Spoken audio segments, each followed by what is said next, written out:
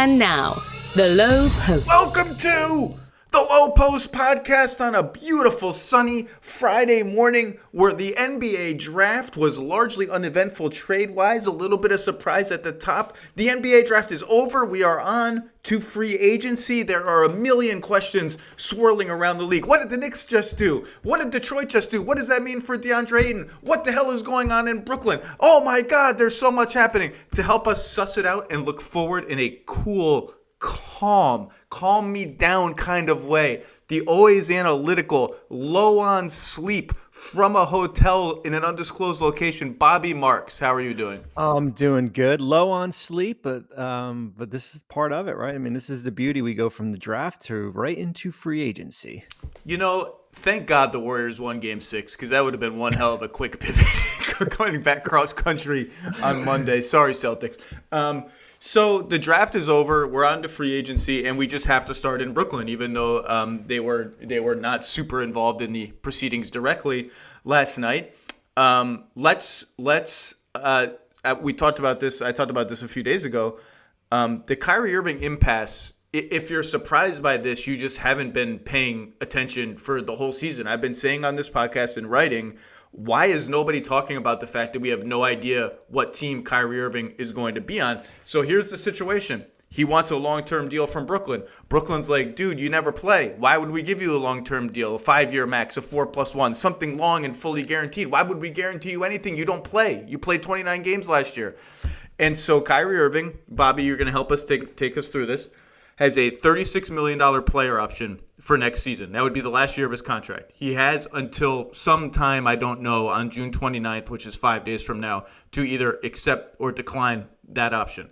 A lot of his leverage right now, to the degree he has it, is built on the uncertainty of what he's going to do with that player option. The threat that he would actually decline it and enter free agency, and in theory, open up the landscape of teams that could acquire him via the mid-level exception, even if he dares to take a $30 million pay cut to go to a team like the Lakers, or open up the landscape to a team like the New York Knicks, who just made a trade that took like 2 hours to figure out what the hell had happened and where all the picks went, to open up some cap space that maybe is for Jalen Brunson, but could also be used on other players. He's also leveraging the uncertainty of Kevin Durant. If Kyrie Irving walks for nothing, what does that mean for Kevin Durant, a guy who was the MVP favorite 2 months into the season, a month into the season? And we're going to talk about fake Kevin Durant trades, because I do think if the Nets lose Kyrie Irving for nothing, or even if the Nets trade Kyrie Irving for a return that Kevin Durant considers underwhelming, on the one hand, Bobby, Kevin Durant is very secure in his own greatness. Could say, yeah, give me Ben Simmons, Joe Harris, Seth Curry, some other role players you get back for Kyrie. I can win with that. I just don't see that as the most likely reaction to a scenario either like that, or if they lose Kyrie for nothing. I think that could quickly pivot into a DEFCON 1 situation for the Nets and a DEFCON 1 situation for the entire league, which will throw everything they have to get Kevin Durant with 4 guaranteed years left. There's not even an option at the end, Bobby. It's 4 guaranteed years left.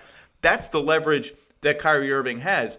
On the flip side, if he opts in to $36 million, he's on the Nets. He would seem to relinquish some control of the situation by doing that, unless he opts in only on the condition that the Nets have a prearranged trade for him, which I think is one of many scenarios in play. And lastly, Bobby, there's this idea that if he opts out and becomes a free agent, well, the Nets could just sign and trade him to this anywhere in the league, including this preposterous list of teams that he apparently has that Woj reported yesterday. Well, the problem is, if you acquire a player in a sign and trade, you're hard capped at $4 million, $6 million, some amount of dollars. $6 million over the luxury tax. Well, yeah. Here are the teams that would be impacted by that. The Dallas Mavericks on the list. The Los Angeles Clippers on the list. The Los Angeles Lakers on the list. The Brooklyn Nets, who could sign and trade him for another team's free agent to be signed and traded back to them. They're hard capped. So this idea that the sign and trade is this great weapon is Even the Heat could be very close to the hard cap, depending on what happens with PJ Tucker. Bobby, I'm tired, Bobby. I'm tired. What the hell's going on here? What's the most? I just said a bunch of stuff about options and sign-in trades and opt-ins and leverage. And by the way, Bobby, if I were Kevin Durant and Kyrie Irving's my friend, like we're friends. We hang together. We came to Brooklyn together. Okay, so you didn't get the shot. You screwed me once. Screwed my title chances once. Kevin Durant, am not the kind of forceful locker room presence that's going to just say, will you get the shot so we can win? I had a GM just this morning tell me, if Kyrie Irving were on our team with such and such veterans, they might have just like kidnapped him and given him the shot in the locker room. Why is Kevin Durant letting this happen? I'm not going to judge Kevin Durant's leadership style. But there's something unseemly to me as a friend about my friend over here being like, hey, that guy that's better than me, you better pay me or else he's going to leave. I'm like, wait a second, I'm just sitting over here, man. Why are you like using me, your friend, to get what you want financially after you didn't play last year? Bobby, what's interesting to you? I'm just going to open the floor because I'm tired.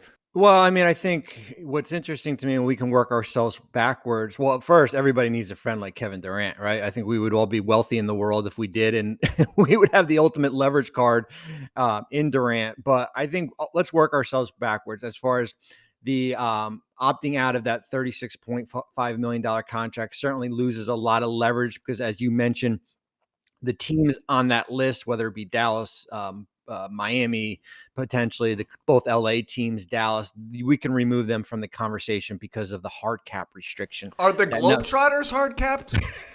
I think what is it? Is it the Generals? Was it the Washington Generals? Are they hard capped? I don't think they are. They have an unlimited budget. So I think the rules go off. Okay, I'm just saying. So we can eliminate those teams from the conversation here. So when you look at him, let's play the game of he opts out of that, doesn't opt in, opts out of the contract, becomes a free agent. Okay. Now the market shrinks, right? Now it starts to shrink to basically you're going to either re-sign with Brooklyn, probably on their terms or on a compromise, let's say. It will be a team like New York that creates the cap space. They're at around $20 million right now. So they're getting there. Baby. Or it's going to be Kyrie Irving saying, you know what? I've already given up $18 million last year for sitting home because I wasn't vaccinated. I'm just going to take the $6.4 million tax mid-level exception and go to the anywhere. Anywhere he wants. Yeah, it just opens up the field, right? I mean, it opens up to all 29 teams, whether it be the full mid-level at 10-4, the tax, whatever. So that's your option. You know, I guess we'll say that's his one option as far as what he can do. You mentioned the opt-in, right? So the opt-in. Okay, so now we're going to. I got my flow chart. You know the Winona Ryder GIF or GIF where she's at the Emmys and they have the math equations flying above her because she's confused about what I don't remember what the situation is. Stranger Things, I think, was involved. I'm okay. We're opting in now. We've gone from opt out to opt in. Be careful. Take it slow with me, Bob. Well, you know what's going to happen too, Zach. When I get to Bristol over the weekend and I get on one of those whiteboards, my favorites, right? I'm just going to do like a little pie chart. I'm going to do a big graph, and like I did with Kyle Lowry last year, we're going arrows with Kyrie Irving. So and that'll probably simplify it. All right. So the opt in scenario. So basically, that is similar to what Chris Paul did way back when he was with the Clippers. Okay, the Rockets had no way to acquire him. Paul opts into his contract with the understanding that there is a trade in place, that he is going to Houston, right? So, and by the way, the opt-in, that's a real thing that the Nets, I think, are concerned about, that the opt-in would only be as a condition that you trade me. And his leverage there would be, I mean, you just mentioned a $30 million pay cut. His leverage there would be, I'll opt in and just not play. Right. Like how about that? If you don't trade me, I'll opt in and I'll just sit at home. Well, yeah, I mean someone at home would say, "Well, wait a minute, the Nets have the leverage. They've got him on a 1-year contract, and and maybe Irving becomes a free agent, and they can still extend him." But no, I think if you're Kyrie Irving, you're opting in with the intention that you are likely going to be traded, right? Related, the CBA negotiations are going to be it's going to be wild. Incredible. It's going to be incredible as the governors try to. I was going to say take back some control over the player trade demand process. I don't like the word control, but that's what's going to happen. Anyway, please opt in scenario. Yeah. So Continue. the opt-in scenario would be basically, and this would have to occur within, we're on the, before Wednesday, that I am going to opt in, and then, we are going to work out a trade to one of these. First of all, I mean, we can go through the list of teams. I don't see it being the Lakers. I don't, the Clippers, the Knicks, the Heat. I mean, all these different teams. I mean, how much capital are teams willing to give up? I mean, especially if, we mentioned, what does Dallas have to offer if they think they're going to lose Jalen Brunson, let's say, to the Knicks, and as you mentioned, Zach, too, all right, let's just play this game. He opts in, right? They make a trade for a bunch of role players. Yeah, maybe you get a draft pick, role players. And then Kevin Durant says, yeah, you know what? This roster is not championship worthy. Now I want to be traded. And now you are stuck with, rotational players. And Ben Simmons. Remember Ben Simmons? That's right. I forgot about Ben Simmons. And Ben Simmons, man, I'm sure he's thrilled. Right? Talk about going from one situation where he thought he was going, I'm going to go play with Kevin Durant and Kyrie Irving. No, I'll leave Joel Embiid behind. And now this is kind of imploding. So I think those are, certainly the different scenarios that we are going to be looking at. The best part of this, and I said it yesterday, is that Irving's got this. So you're saying well, wait a minute, he opts in. Well, then he would almost be leaving $6 million on the table because he's got this, his salary for next year would be like $42 million, right? Well, the best part of it is that Irving's got a trade bonus in his contract worth like $5.5 million, right? So if he is traded, unless he voids it, Brooklyn is responsible to pay him $5.5 million. Do you think if they paid him $5.5 million, I'm just imagining a scenario where they write out a personal check, like an actual paper check in crypto? No, and in like the little, the little memo thing at the bottom of the check, they just write you. But yeah, I mean, so those are your Kyrie Irving options. So here's the deal. So let's do the trade part first. Yeah. The trade teams part. Yep. Well, let's zoom out for a second. I think Kyrie Irving could make this very reasonable argument. Look, I made All-NBA 2 seasons ago. Zach Lowe, voted him All-NBA 2 seasons ago.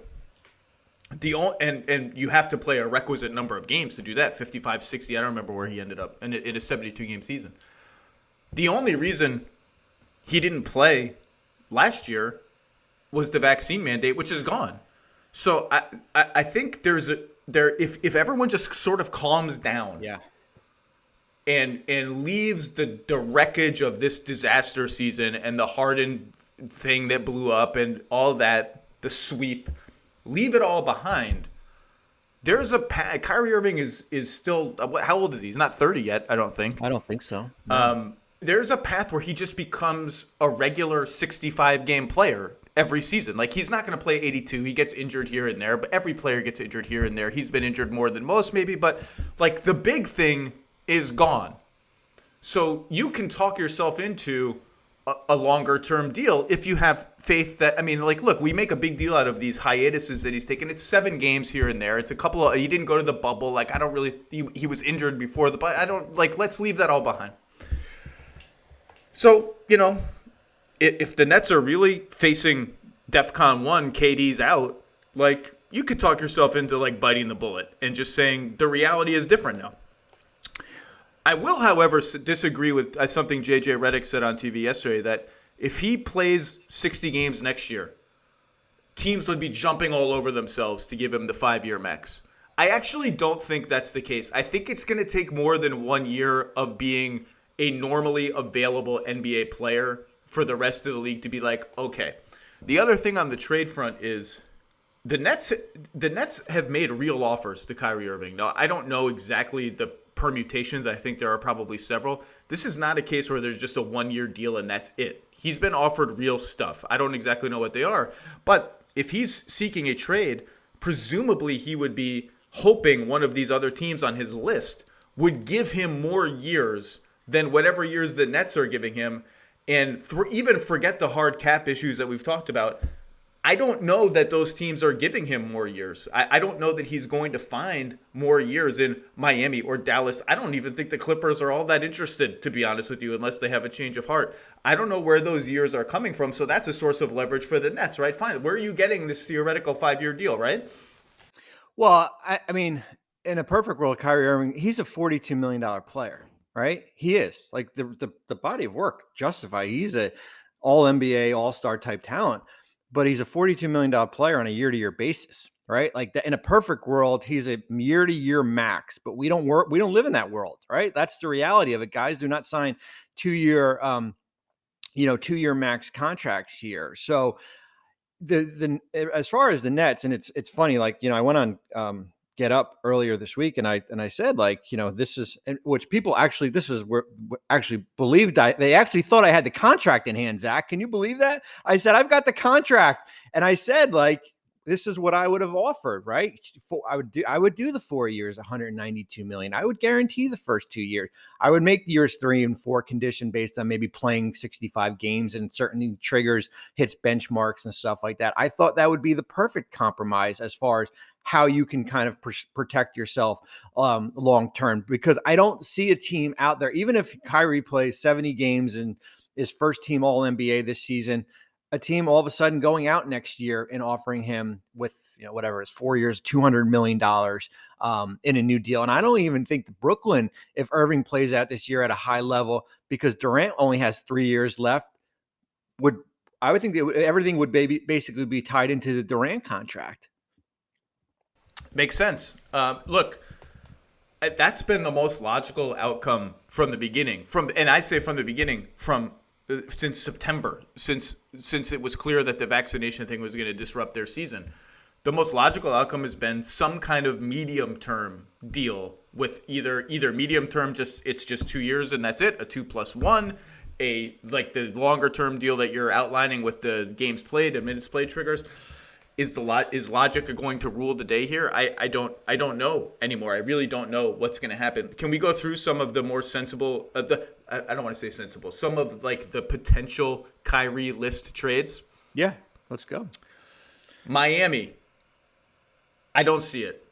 I don't see it because they have some stuff to trade. They can trade 3 firsts and Tyler Hero and Duncan Robinson. I think that package is in reserve for somebody currently higher on the totem pole than Kyrie Irving, and then you throw in the hard cap issues as well potentially there. So I don't. Miami will try anything. Kyrie and hashtag Heat culture would be something, but that one I don't see. Any thoughts on Miami? Yeah, I mean, even unlikely Kyle Lowry, because I don't think Brooklyn would want the second year of his contract. Right, that doesn't make sense for the Nets at 29.7 in 2023. So I think with the Heat, it's hard.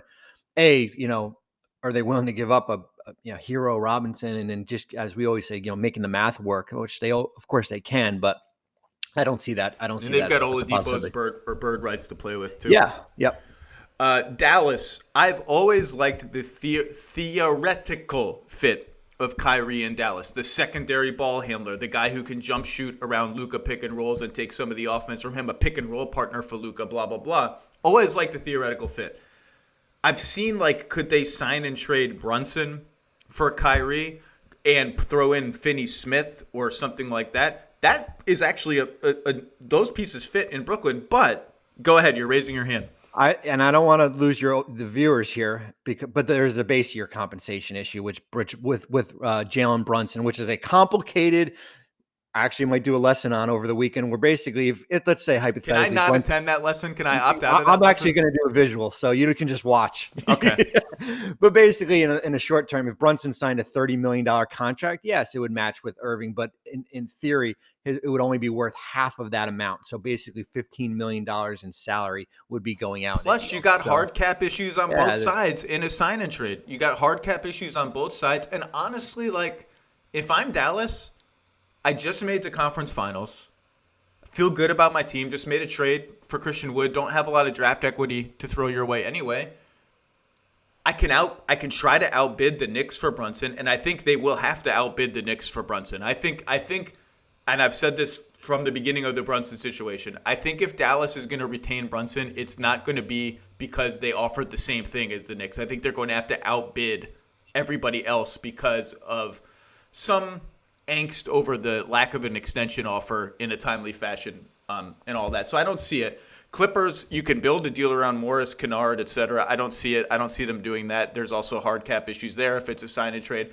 Lakers have the potential 3-team deal where they dump Russ to Oklahoma City, blah, blah. I don't even know if that's feasible anymore because Oklahoma City picked 3 guys in the top 12 last night. I'm out, and then I'm done. I'm out. Well, yeah, and OKC too. That cap space just goes away starting July 1. So that's something that they're at $20 million right now. So that will evaporate because of the Gilgeous-Alexander trade. And yeah, you just do a process of elimination. Like the Clippers have all role players with Powell and Covington and Kennard and that group. Dallas. Dinwiddie. I just don't see why the Clippers would do that. I don't either. I don't. Kyrie Irving sounds great, but then you just start breaking up. If it's not Paul or Kawhi, then you start breaking up your roster, right? Then you become top heavy, with not much insurance on the back end. The Clippers have been linked to all of these, let's say, flawed, high-priced point guards. The Russ Clippers noise was fake. It was always bogus. They had no interest in Russ. John Wall, we'll see if he gets bought out. Now Kyrie, and I've said all along, man, the Clippers have been very careful trying to remain as nimble as possible around their 2 superstars, and I don't see them upending that nimbleness, if that's a word, for any of these players. Now, again, Kyrie is at least healthy and can shoot, unlike the other 2 guys, and is relatively young. Maybe there's a change of heart there if they feel absolutely desperate to get a traditional point guard and all this. I just don't think they're even close to there yet. The most fun scenario, Bobby, the most fun one is the Knicks opening up cap space for Kyrie Irving to just walk into and then trading RJ Barrett, trading everything else for Durant.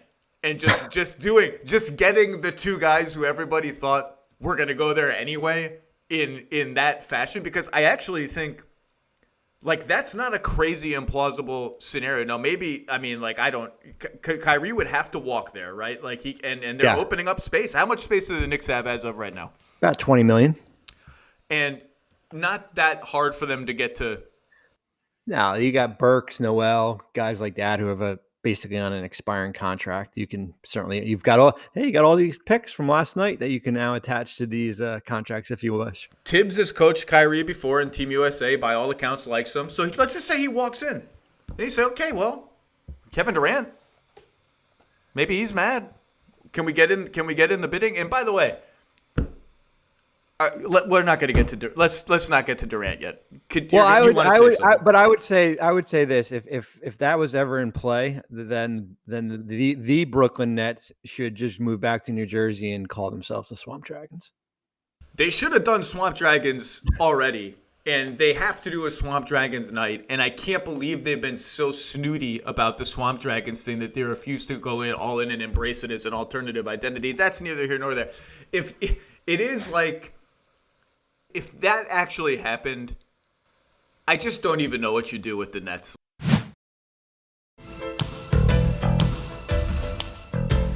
Can we just do Durant for fun? Sure, let's go. Because I can tell you this is what teams are doing.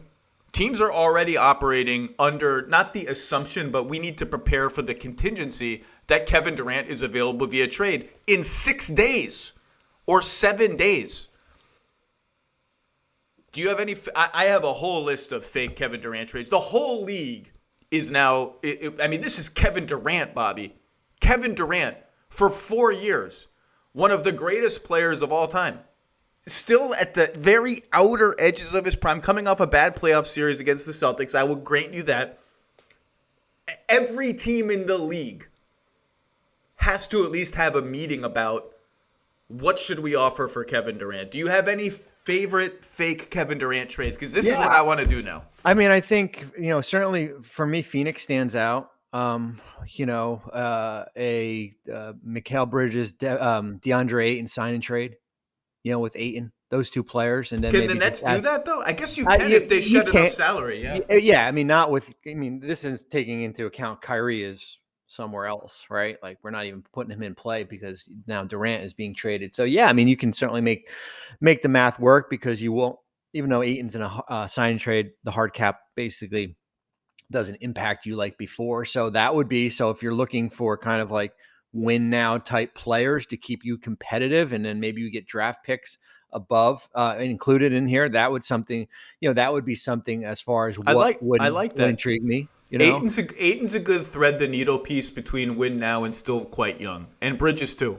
Yeah, I mean, I said last night, like, if Durant was ever on the marketplace, I think it would be like probably one of the biggest hauls that a team you could probably get for a player that's 4 years, right? Wait till you hear some of my trades. Yeah, 4 years on his contract, and in this, he is 34, but it's still like, when he's healthy, he's an MVP, right? Like that's just the reality of it. He's an MVP candidate here. By the way, you know who loves this entire discussion? The Houston Rockets. Oh, man. When they traded Harden for all the picks and chose the picks over Ben Simmons, I was pro the picks decision. I thought they had made the right decision, concluding that Simmons is not quite good enough for me to pass up the prospect of the Nets going bust at some point. Now, everyone thought the bust would be in like 2026. They are loving life right now. They just got Jabari Smith. They got the Eason kid in the middle of the lottery. Ty Washington. They had a great night. They are cooking with gas. But anyway, continue on. Phoenix, that's a good one. And I certainly think if this ever comes to pass, they will be in play. Yeah, you just go down the road. Like New Orleans is intriguing, right? Like they're on my list, Bobby. They are intriguing. They've got, they've got anywhere from Ingram to aim higher. Anywhere from Zion to there you go. I was trying to be kind. But that's because you are looking at A-level packages, right? So the reason they're on my list and the reason I said Zion is because if I'm Brooklyn and this is my situation, and this is all ifs, let's be clear. This is all ifs. There's like 5 dominoes that have to fall before we get to this point. What I'm doing as Brooklyn is I'm not interested in staying competitive. Now, maybe Josiah is interested in staying competitive. I'm not. Oh, but I shouldn't say that. I'm interested in fielding a fun product and whatever. You're interested in being 2019 again, right? 2018. The D'Angelo Russell, Jared Allen, I'm telling you, LeVert fun team. Sean Marks goes to bed every night, puts his head on the pillow, and he dreams of, man, we got Joe Harris for nothing. God, that was fun. Kenny Atkinson was waking up at 4 a.m, getting on the treadmill, brainstorming ways to optimize Spencer Dinwiddie. Got him for nothing off the scrap heap. God, that was fun. Oh, God. Well, let me call Mayor Adams. I got to call Mayor Adams again. Oh, God. I'm a lobbyist now, in addition to being a GM. Wonder what Karras is up to. Anyway, I don't know. Oh, so here's what I'm doing. I'm going to say I'm going through the list of the best 22 and under players in the NBA, and that's where I'm starting. And not only that, so like Ayton is actually a tier below the players that I want to ask for.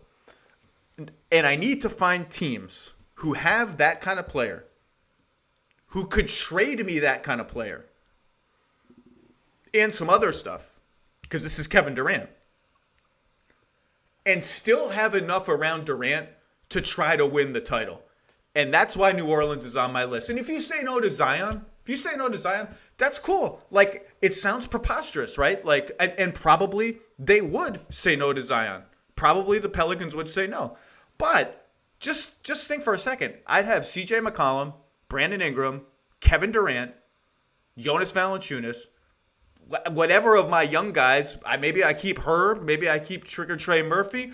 Like, we can't win. We can't chase the title with that group. Like, you have to at least think about it. And if you say no to Zion, am I going to ask about Ingram? Maybe I just go. Maybe I go to my next call. Maybe I say you don't give me Zion. You don't want Kevin Durant. Then I'm going somewhere else.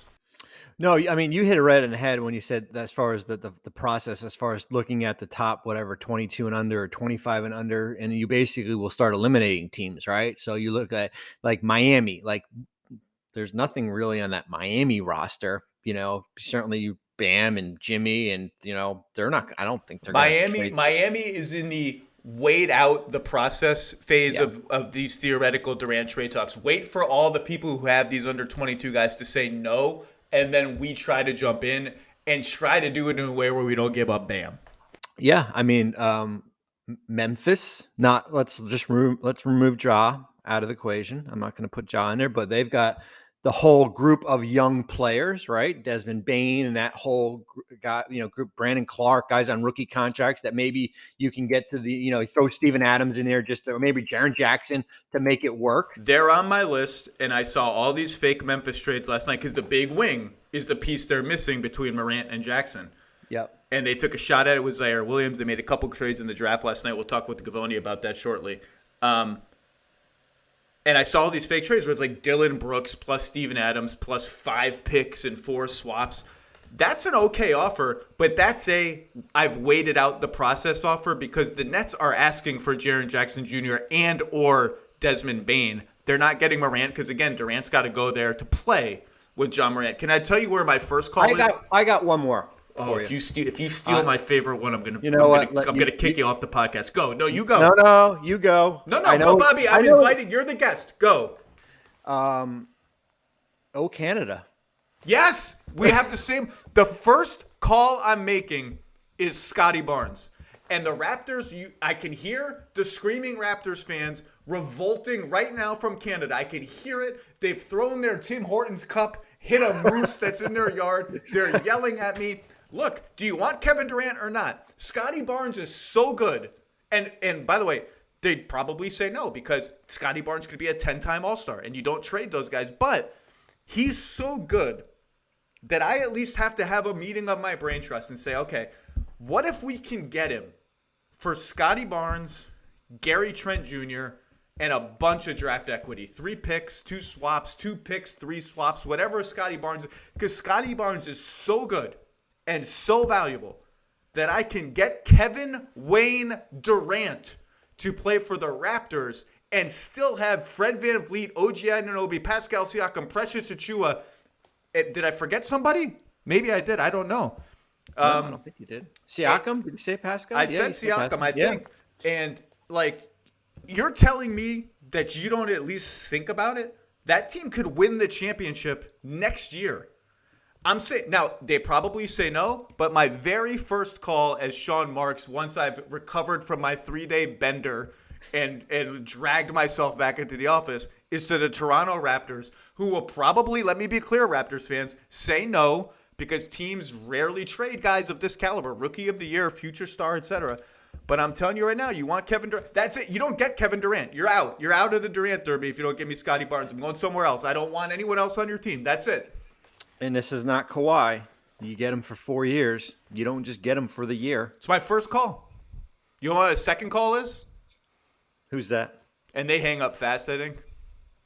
Golden State? Evan Mobley. I thought you were going to say Golden State. No, Golden State. Look, Evan Mobley, the Cavs will probably say no. And again, I can hear the Cavs say, Evan Mobley, crown jewel. He's the next KG. Cool.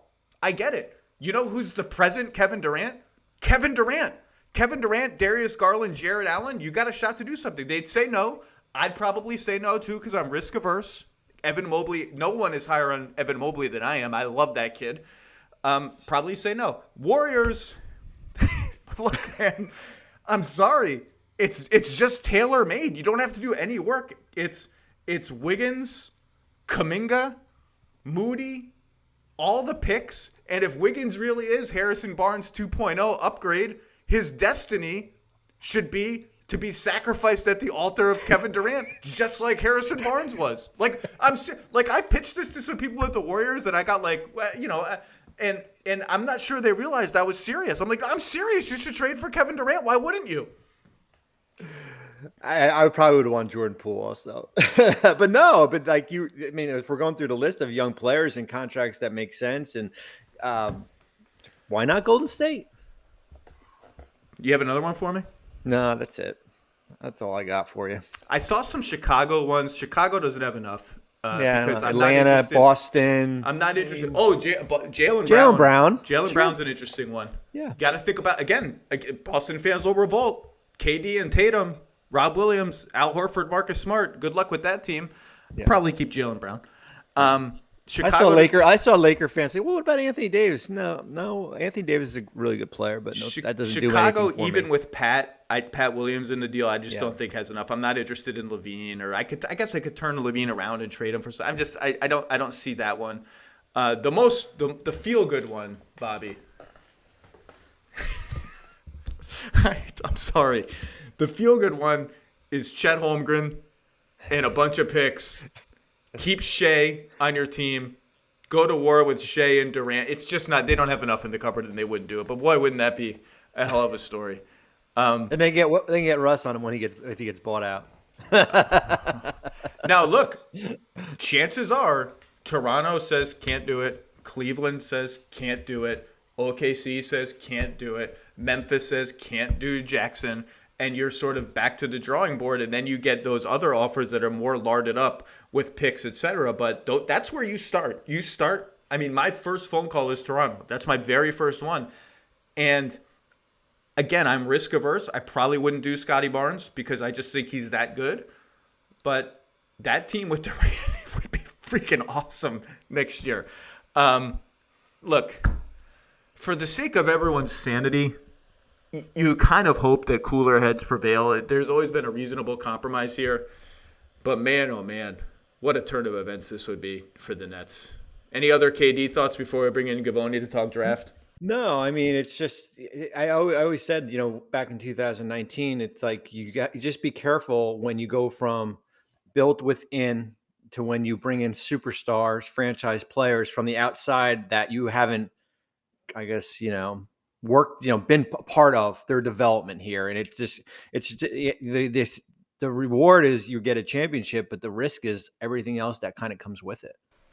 Oh, the other team I've seen mentioned is Philadelphia with Maxey and Harris. I just don't think Philadelphia, all their picks are encumbered. I don't think they've got enough. Love the DeAnthony Melton trade for them, which we'll talk about. All right, let's bring in Jonathan Givoni to help us talk through the draft. All right, Jonathan Givoni off No Sleep. The draft is over. Your mock draft for 2035 is already up, ranking toddlers around the country and their potential basketball skills. Let's start at the very top. What do we know about Paolo Banchero and Orlando's process shocking the world by picking Paolo Banchero number 1 in the draft? Still more to be learned, still kind of, picking up the pieces there and trying to figure out what happened. Definitely a unique situation that I have never seen in my 19 years covering the draft in terms of the number 1 pick, not working out for a team, not visiting a team. The only meeting really coming in an interview at the NBA Combine more than a month before the draft. So, it's not something that any of the 3 guys that were picked at the top expected in terms of what they were told or anticipated. Even in the minutes leading up to the pick, Jabari Smith still thought he was going number 1. Paolo Banchero really had no clue. So in that regard, I guess you tip your cap to Orlando for keeping things close to the vest and not, and not letting anybody know what their intentions are, So I think it's something that, we still need to learn more about. I'm sure there's some things that we don't know here, but Zach, I was on NBA Today with you a couple hours before the draft, and I was asked, how many All-Stars can we typically expect to find in the top 5? And the answer to that is historically, 37%. So 2 out of 5 guys picked in the top 5 usually become All-Stars. And they asked me, who are the 2 guys in the top 5 this year that you see becoming All-Stars? And I said Chet Holmgren and Paolo Banchero. What was your answer to that? I think I said, why not all 3? Let's take the over, right? Well, you said. Why is Jabari Smith going number 1? Then? I said, if that's the case, shouldn't Orlando take somebody else number 1? I did say that. Exactly. So, I guess they were thinking the same thing. I guess as the process moved on, the more they studied Paolo, the more they said, this is a guy that we can't pass on, and in that, like, I'm not criticizing that part because Paolo is an unbelievable offensive talent, like 6'10", 250 pounds, ability to dribble, pass, shoot, go get his own, pushing off the defensive glass, passing off a live dribble, playing 4-5 pick and roll, reading the defense, seeing over the top, punishing guys in the mid post, in the low post. That spin move is so dynamic. And then the shot making ability too, pulling up for 3 off the dribble in transition, operating off step backs. This guy has an unbelievable amount of talent. So in that regard, go Orlando, like if that, this guy is going to help them right away. Now there's some things to figure out in terms of the fit with Cole Anthony, with Markelle Fultz, with Jalen Suggs. I totally get why they took him number 1. I got no issue in that regard. I love it for all the reasons that you just mentioned. Offense. This team has drafted, for predating the Weltman-Hammond regime, has drafted length and defense and disregarded shooting and raw offensive talent. And I love the fact that they said, you know what? Let's take a guy who could be a fulcrum of our offense. Let's think offense first. We've got all this other stuff. We can't score. We can never score. Our offense always stinks. Let's go all in on offense. Figure out the rest later. I loved it. I love it for them for that reason. Holmgren 2 as expected. Smith 3. I think Houston is completely fine. The reaction I got from the Rockets last night was, I don't know what maybe we expected. Banchero will happily take. We're not going to overpay for the number 1 pick just to get him. We'll take Smith, and they seem thrilled. Correct? Of course. Why wouldn't they? Jabari Smith is a great fit for their roster, and it's a home run at 3. All 3 of these guys are really, really good. So win. That's what it says in my notes. Win. Absolutely. And then the Kings, and as a result, the Pistons. The Kings take Keegan Murray, which is, from what I understand, a fit around Fox and Sabonis, sort of sidestepping the potential fit overlap between Ivy and Fox. And the Pistons pounce on Jaden Ivey and do not trade him to the Knicks or any other suitor. From what I understand, the Pistons did not expect this and did not know who Sacramento was going to take until the pick was announced. And then there was glee at the prospect of pairing Cade Cunningham and Jaden Ivey. Then, of course, they trade into the lottery again for Duran, the center. But, Givoni, tell me about the fit between Cade and Ivy, because on paper, I love it. I love multiple ball handlers. Cade Cunningham is big enough to guard 2s if need be. They both have good size. Tell me about the fit and how you see them meshing. I think it's a great fit because Jaden Ivey really complements a lot of the weaknesses that Cade Cunningham has in his game.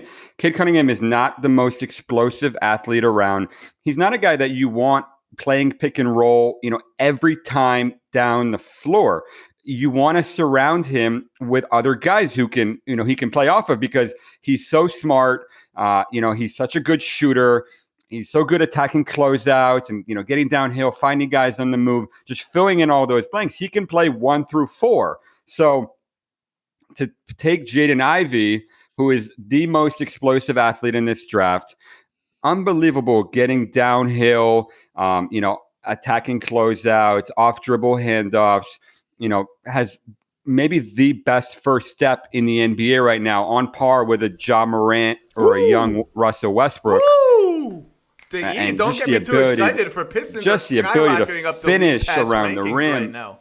Yeah. So, I think it's a phenomenal fit. If you talk to Jaden Ivey, NBA team said, we interviewed Jaden Ivey. He said, I'm not a point guard, guys. So, he has some self-awareness there in terms of it. He's not expecting to have the ball in his hands all the time. He never really played point guard in his career. So we're just anticipating, because he's so dynamic with the ball in his hands. He's such an explosive athlete that he's going to figure that out. But he's got a ways to go in terms of his ability to drive left, his ability to operate off multiple dribbles and see both sides of the floor and all that. I think he's going to get there. I'm bullish on Jaden Ivey, but having a guy like Cade Cunningham next to him is going to help him so much early on in his career.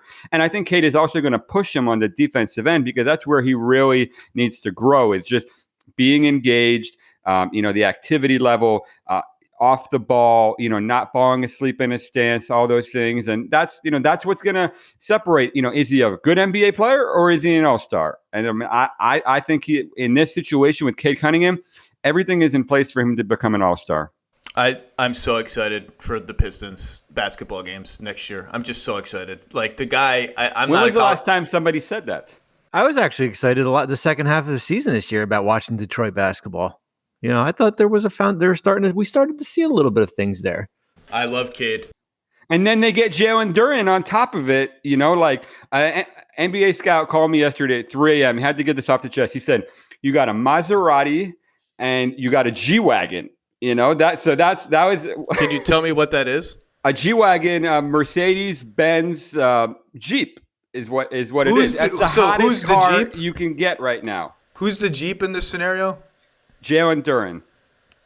Is the Jeep? Am I going to off road with the Jeep? Is the Jeep? Well, it's just big, bigger. It's strong. But it's also fancy. It's super fancy. Yeah. No, that's got to be something that you look at, Zach. Here. Okay. With your next deal. I'm recovering from the car analogy. Bobby, the Duren pick has complicated, I think, DeAndre Ayton's free agency a little bit. Now, I'm not saying that the Pistons are off of DeAndre Ayton because they have north of $30 million in cap space. They can do whatever the hell they want for it. They're going to meet in the coming days and decide, do we still want to go that route? Because they were definitely in on Ayton being able to pounce on Duren. They have my guy Beef Stew. Don't mess with Beef Stew. They still have Isaiah Stewart in Detroit. And so they have two centers that they like. I think Stewart is a nice backup center. I don't think he's necessarily a starter, but that's fine. He's good. I do think there's a chance they pivot away from DeAndre Ayton and decide, let's just use our cap space to get more first-round picks from teams who are shedding money, like we just did with Kemba Walker in a great trade, and be a dumping ground and roll with our young guys, in which case, where do we start looking for DeAndre Ayton to go? Because from everything I've heard, look, it's always possible. Money makes allies of enemies, but I don't think the Phoenix situation is great right now. I don't think there's a lot of mutual expectation for a reunion. Where else can we start looking for Ayton to go?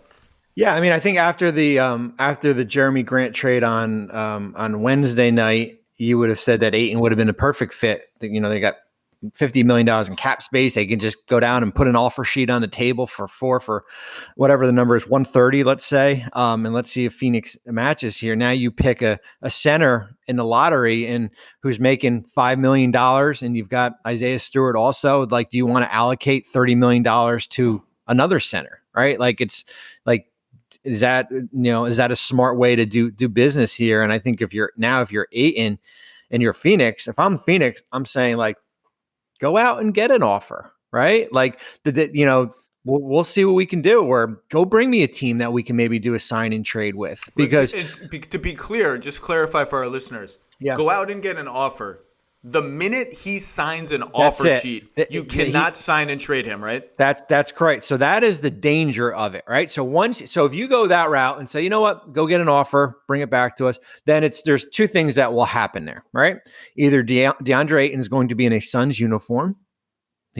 You have to match. You would have to match. You cannot lose DeAndre Ayton for nothing. I don't care how bad the feelings are. You have to match it. No, you have to, because eventually what you could do is you can just trade him, right? You just trade him in at the deadline here when his restriction is lifted here. So, and then the other thing is, certainly, hey, go bring us a team that would, be interested in a sign and trade, and if it's not Detroit, then all of a sudden, what does the list look like now?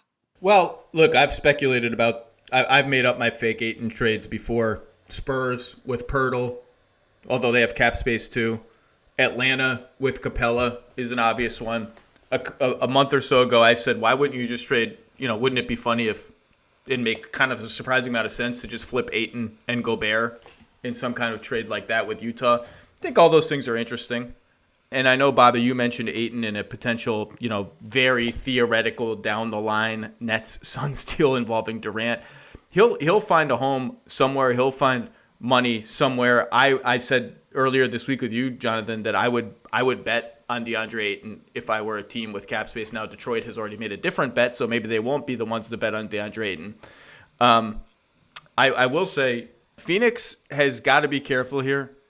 I mean, if they sign and trade Ayton for like a league average starting center, let's say Pirtle, who's a nice player, great defensive player, can't shoot free throws, doesn't give you much self-creation on offense. If that's the return, Chris Paul's 37 years old. Jay Crowder, I saw reports out of Phoenix that they're sniffing around Jay Crowder trades.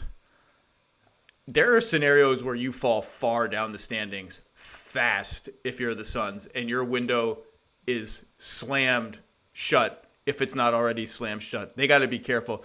Jonathan, what's your take on all this Ayton stuff? Somebody's going to have to recruit DeAndre Ayton. It's not just, a matter of he's going to get the max, in my opinion. He's going to have multiple suitors, whether it's in a sign and trade or on the free agency front.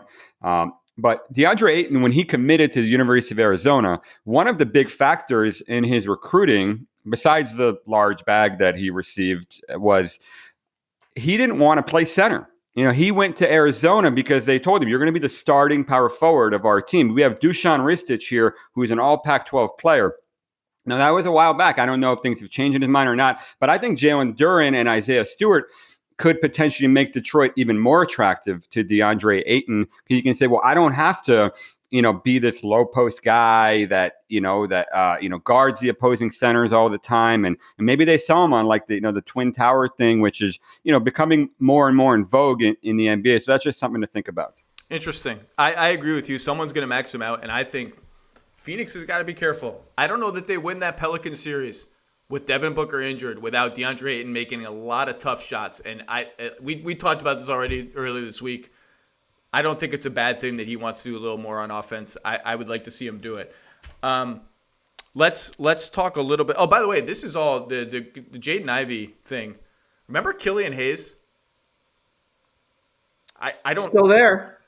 That pick is almost an acknowledgement that Killian Hayes, I don't know what his place on the team is. I wish they had taken Devin Vassell ahead of Killian Hayes. I'd be so excited about the Pistons right now if they had made that pick, but that's neither here nor there. Let's recap what the Knicks did, Bobby. Please pay attention because my head hurts.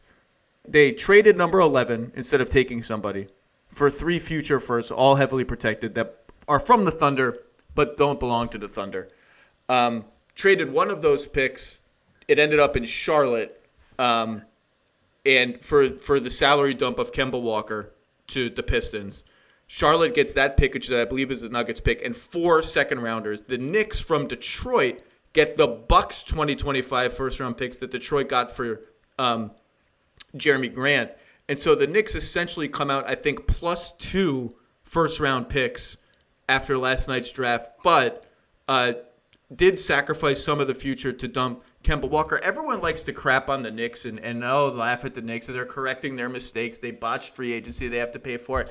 I actually look at this series of trades, and aside from what happens with Brunson, which we'll talk about, I'm like, I don't really see any problems here. The Knicks got more draft picks. Maybe it's definitely possible that the number 11 pick they traded is the best of all these draft picks, and that ends up hurting you in the end. But they got a lot of picks. We've seen them work the draft like this before. Remember, they traded, I think, 30. They got 34 and 36 last year for 32. That was a nice little piece of business for them.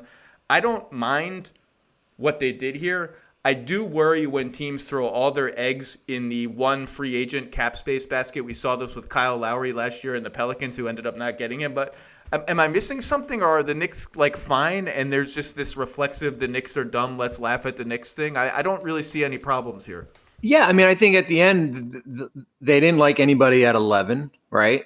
who they thought, could maybe come in and have an impact. They have their goals are certainly free agency, and I mean they had been working the phones, trying to move a lot of salary, and I think we're going to see more, within the next week here being moved off. Boston's trade exception is still sitting there unused.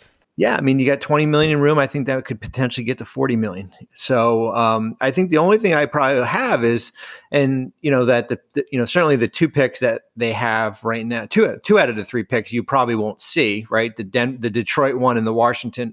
Let me say that again. Washington. Malika Andrews had made fun of me the last couple of days because of my pronunciation for the Wizards' name. You had an R in there that isn't. I do. There.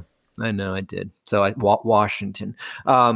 It's been, it's heavily protected, and you won't see that. And probably the pick you get is that Milwaukee pick in 2025. That the likelihood is that you use that in a trade down the road.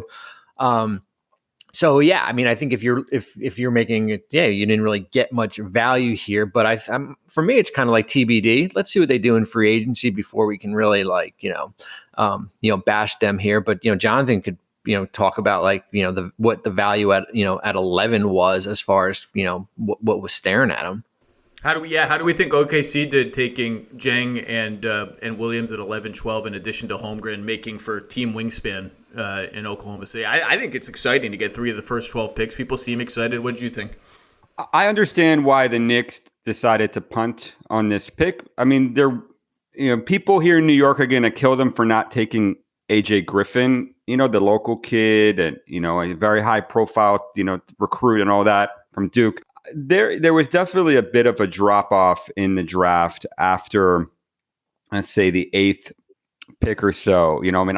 I would have liked to see maybe the Knicks take a flyer on Jalen Durant, just because I think he's going to be a starting center in the NBA. But there was definitely some skepticism from teams, about this range of the draft. And like Bobby said, I want to see what the end result is here before we kill them. I mean, right now I'm not perfectly understanding the strategy, but if they have a free agent commitment, in hand, then then this makes sense. Right. In regards to OKC, I like their draft. I mean, they're a great developmental team. They have minutes available. They have a perfect infrastructure for young players like Ousmane Dieng. Can bring them along slowly. Give him the touches to develop, give him some G League time.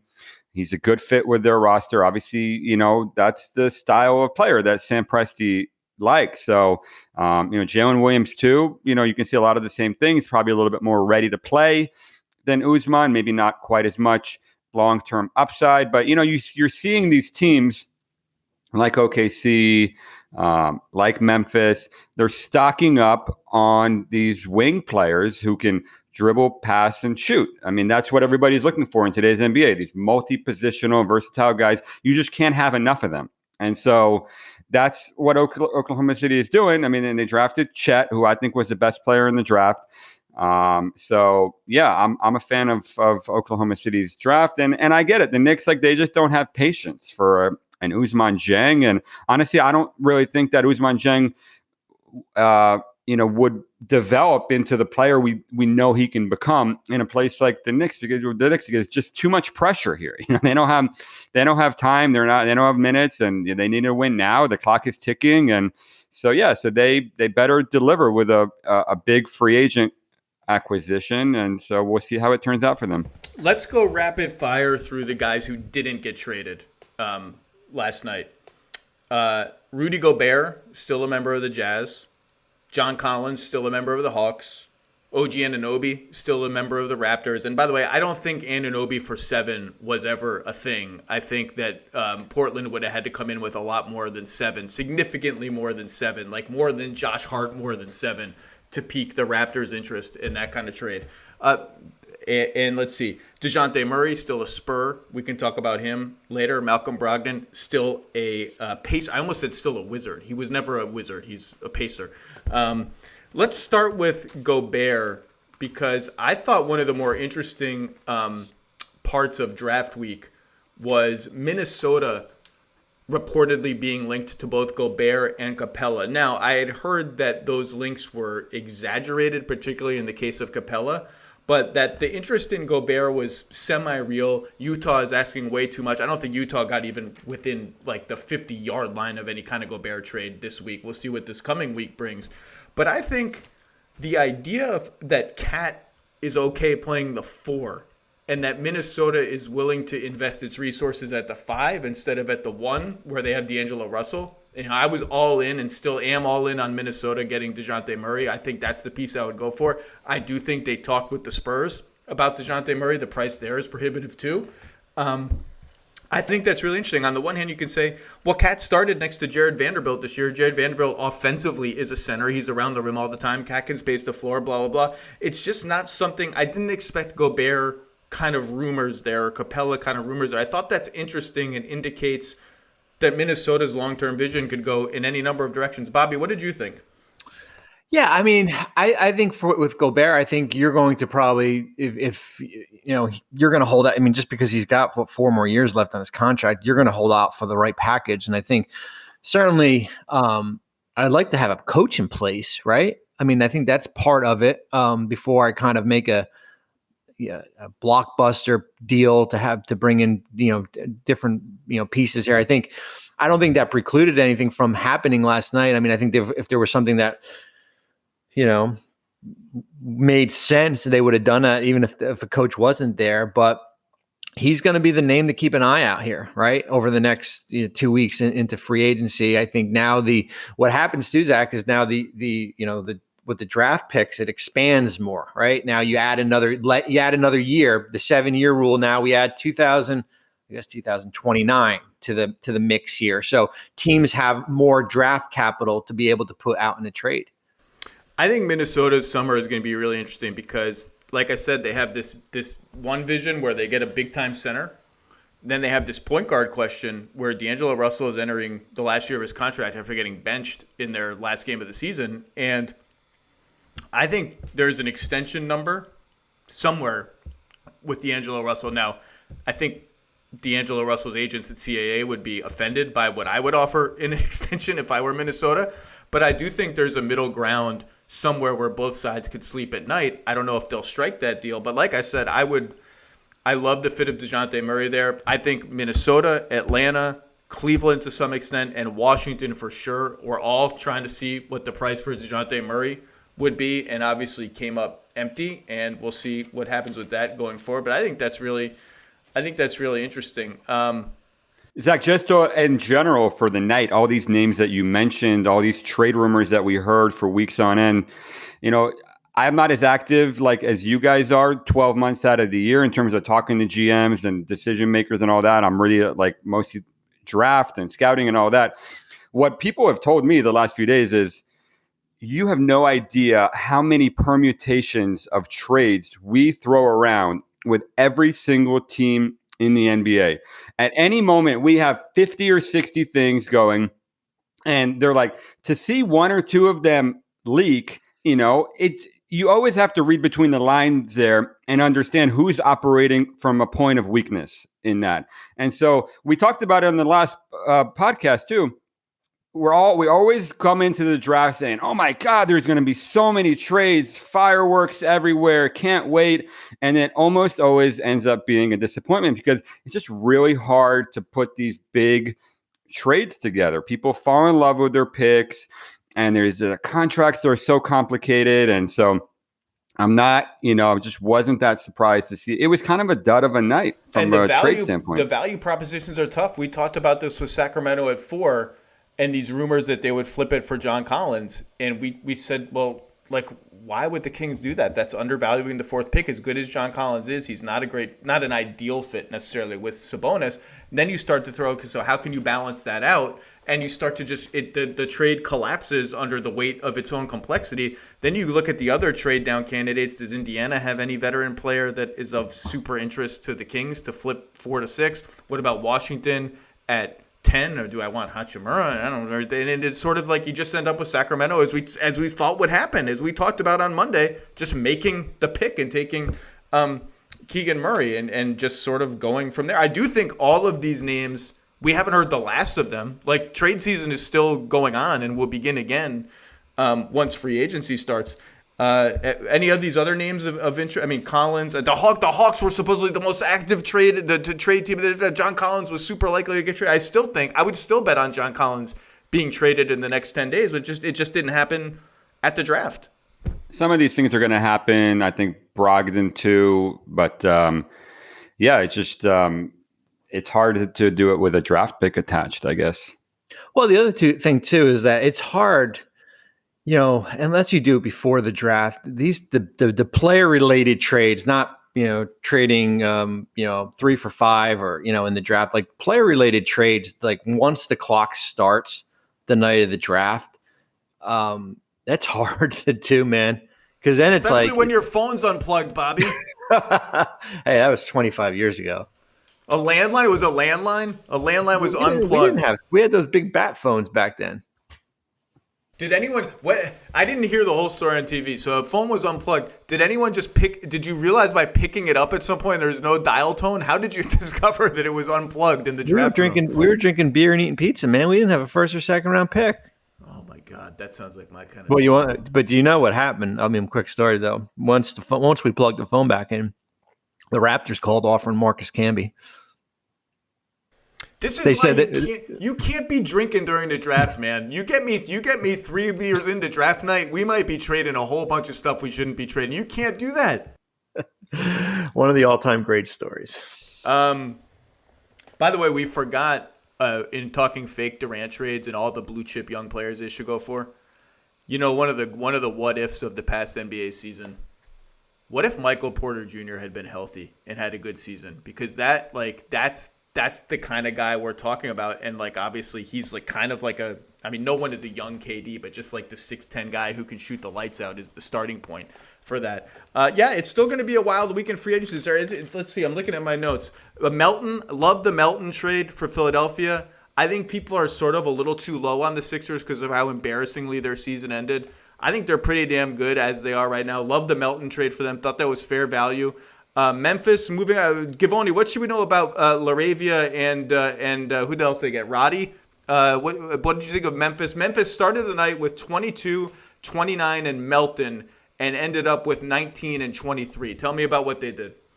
Yeah, these guys both went a little bit higher than most teams thought they would go, but when you have a guy like Ja Morant, who's such an engine, you need to surround him with, these multi-positional, versatile wings who can dribble, pass, and shoot. And that's what all three of them bring. And Memphis was very concerned that somebody was going to go up and take their guy. So that's what you do in the draft. If you love a guy, you do what it takes to go get him. You don't say, I like him more at 23. I mean, when you look back 5-10 years from now, it doesn't matter, what the number is. You got to go get the player that you like. So I in a nutshell, really like both players, especially Roddy. This guy is 6'6", played mostly center in college, but can really, really pass and shoot and create. He's such a mismatch, kind of in that Grant Williams mold. And then Laravia too. For a lot of teams, Laravia was not a fit because he's not really a creator. He's not much of a ball handler. He's not that aggressive offensively. With Ja, it's a totally different story. You just need to run with him like hell and be ready to shoot. And somebody closes out too hard, then you put the ball down and you make the right pass. And he can do that. And also on the other end, he's going to bring you this high energy activity. He's so smart off the ball. And both guys are they're older players, but they're young for their classes. And that's kind of the archetype that you see Memphis targeting year after year, even in the second round with Vince Williams, same exact thing, 7-foot wingspan, 21-year-old senior, 40% shooter, all these steals and blocks. So there's a mold there that you look at, and Memphis, that I respect it because you can see a strategy there. With the Knicks, it's like, what's the strategy here, guys? I guess we'll find out in 2 weeks.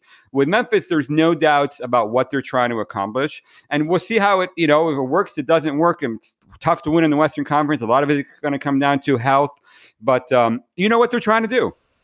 I To me, Zach Kleiman, Tayshaun Prince, the Memphis front office has earned the benefit of the doubt. If they want to quote unquote reach on somebody, I don't even consider it a reach. I consider it, we like this guy. We don't want to get too cute. We want to make sure we get him. No one's going to remember that he was 4 spots lower than we picked him in the mock drafts if they're good. And they did it last year with Zaire Williams, who came on at the end of the year and became a rotation player in the playoffs. And Santi Aldama, who probably went 25 spots higher than most people thought he would go. And they went from 17 to 10 and to target him, and people thought, well, maybe they could have got Zaire Williams at 17. Well, maybe they couldn't have. They don't care, and I think they've earned the benefit of the doubt on that. And Melton, we'll just wrap with Philly and Melton. He's on a great contract. He shot the 3 really well last year. We'll see if that lasts. I just think you look at Philly is such a slow, plodding, not that athletic kind of team, particularly. I mean, Maxey stands out because of how fast he is. Give me a little jolt. Give me another little jolt, and Melton might be the single best rebounding guard in the NBA, and Philly was not sneakily if you're a Sixers fan, an awful rebounding team, both defensively and offensively. So I think he sneakily fills a lot of needs for them. I like that trade. I really like that trade for Philly. I thought it was fair value for Memphis. Good trade all around. All right, guys. It's the weekend. The rumors are flying fast and furious. Free agency begins on June 30th, I think. At 6 p.m. Eastern, Bobby? Is that where we're... That is correct. June 30th. Big 29th will be those all those player option dates. So we'll see. 29th is Kyrie, and what other big player options are still in the works? Bradley Beal, Harden. I mean, that crew. Yeah, that's a crew. That's the big ones. That's a crew. And we will get answers to all of these questions. Jonathan Givoni, take a nap. Bobby, take a nap. Man, I'll see you guys. I'm wired still, man. I know. Woke up at 7, went to sleep at 4, woke up at 7 on the dot, tweeting out summer league stuff. Do you ever dream of draft prospects? Do you ever have a dream where it's you and Paolo Banchero robbing a bank or something like that? I imagine that you have crazy draft or you and Jake LaRavia wake up in Lithuania somewhere scouting a game together. You must have crazy dreams. I can't remember the last time I woke up and remembered the dream I was having. Oh man, I 20 years later, I still have teacher anxiety dreams from my days as a high school teacher. Still, I still have dreams where I walk into the classroom, the superintendent has decided to spontaneously observe my class, and I have no lesson plan at all, and then I wake up in night terrors, and I have random NBA dreams too. All right, guys, go take a nap, go take a rest. Free agency begins. Jonathan Givoni, your mock draft is up, right? I'm not kidding. Your 2023 mock draft is up. Your evaluations of last night are up. Bobby Marks finished 30 off-season outlines for all 30 NBA teams. Just tremendous work from both of you. Thank you for your time and your work. It is invaluable. I will see you all when free agency begins. Sounds good. Thanks. See you in Vegas. Summer League.